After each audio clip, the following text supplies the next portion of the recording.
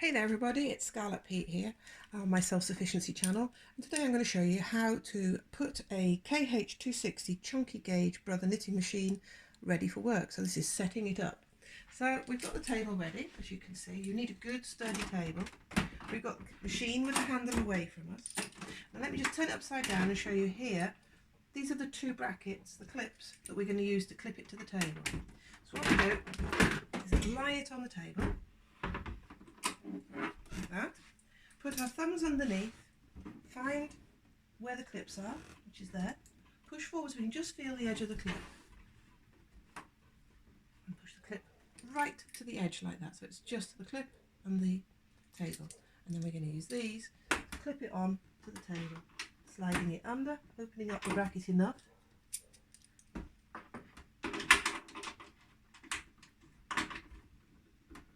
Thumb tight. It doesn't need to be very tight. It needs to be tight enough though to make sure the machine stays on the table, and every now and then when you're using it they do work loose, so you have to check before you use the machine and during using the machine that they are still thumb tight. There we are, the machine's now on the table and part of the table. Next we've got some clips at the back. We just flick up and now the lid's loose. Hold the lid each side, rocking it up, leaving the bottom secured, and then pulling down away from the machine. Let's turn the lid around and put the lid ready to use. So let's push all the needles back. Now there's a reason for those needles having fallen forwards. The machine needs a service and needs a new part. So watch later on some more videos and I'll tell you what the part is. So the machine is locked with this carriage lock. What we're going to do is flip up the handle, ready for action, undo a thumb screw, lift up with our finger and twist that way to get the clip out. The clip away. Move the machine here, the carriage to here. Now we're going to get it out the sinker plate to put on the front of the machine. Pushing down the wires and over. And it should just fall out the sinker plate, just like that. We've got it. This is the underneath. This is the top.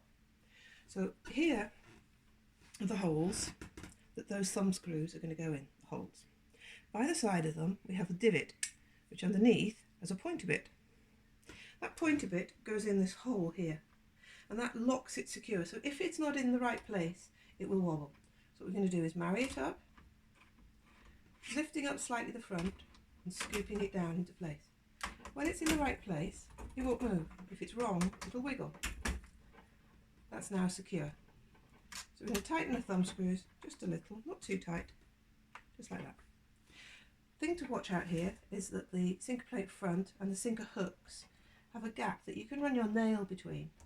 If you can hear a noise like that, then the sinker plate is in the wrong place or the carriage is wrong.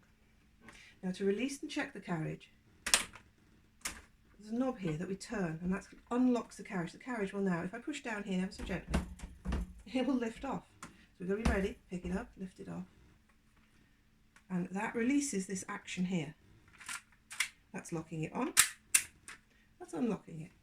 And here at the front is the guide rail. It sits on the plastic, but clips on to this hook here with this metal. Taking it in one hand, supporting it here, marrying it up, so we're taking it along in a diagonal direction like this. You'll feel it hook on the front there. You hear that noise? That's not good. You don't want to make a sound like that when it's in the right place as you think. Push down. Check it moves freely. That's fine. This noise is the needles being pushed out of the way. This is the noise you don't want at the front. So it's still movable. Lock it on. That's fine. But this machine needs a service. And keep watching, and I will show you some more videos afterwards that I'm going to do on how to service, oil and clean the machine, because that is not good. But we've only just got this machine today. Right, next we need to get the tension mast out. So there we have there's a place there that's hooked on. We just lift up, down. Here it's hooked on with an L, like a parrot's nose. Push that down. Can be quite stiff. Push down. It's still hooked on here, holding this lifted up and away. And now we have the mast ready.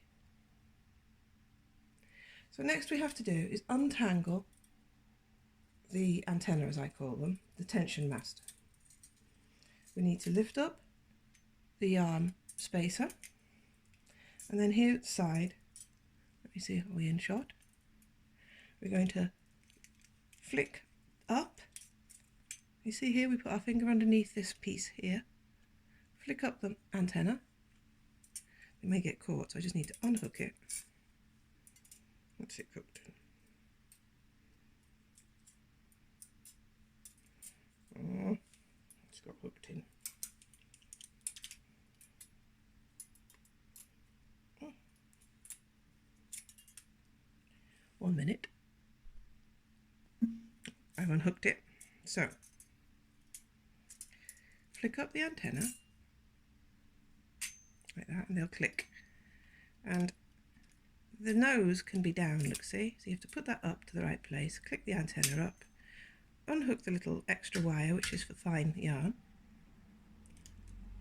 And now we're going to put it onto the back of the machine. Now you see there's a bend to this, a very slight bend. It's not straight. So the bend should be going away from us.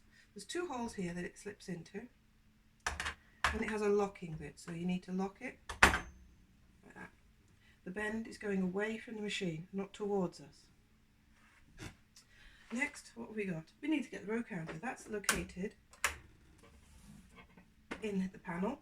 You just push it, lift up, and find your row counter. Now the row counter has some holes in the bottom that correspond to the holes here, the studs here. Line the studs up, put them over the holes, and push back. Oops, push back, and it snaps into place. Put the cover back on, bring the machine along, and push the row counter lever down. And let's just check it triggers the row counter.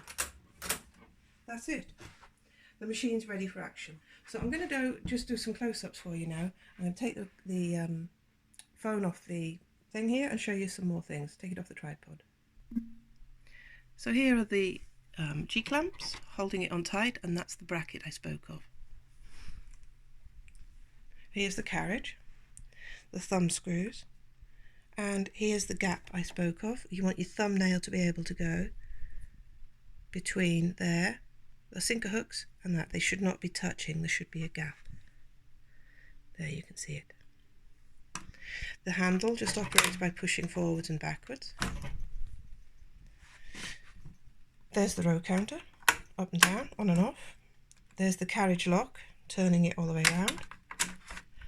Unlocked, so it will now tip. Locked to N, that's ready to knit. Tension mast, bend away, so it's pushing that way. This bit goes up and down. This is what you put the yarn in. This is your yarn holder. This is your extra fine antenna that lifts up for your Fair Isle or finer yarn. Here's the tension gauges, the discs. You just generally start with them on the middle between the plus and the minus, and then you adjust them as you see fit. Here's the antenna. That's where you put the yarn through. And here's the lock that we spoke about. Taking off the sinker plate at the front, undoing those screws, lifting up. Oops, not enough. You watch it drop on my feet now. Here's this. So the lock goes into the hole. Carriage comes along to meet it. Put it on and line it up. Just push it along. This goes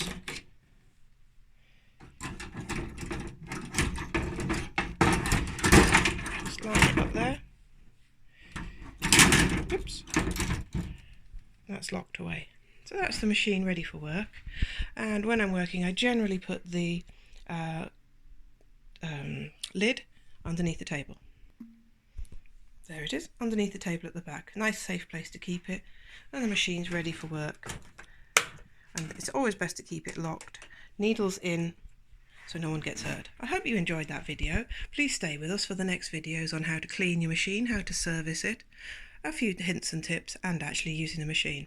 This is my self-sufficiency channel where I teach you all sorts of things, and obviously here we're teaching you how to make a jumper in the end, so stay with us. Bye bye. Oh, I should have said thanks for watching. Bye.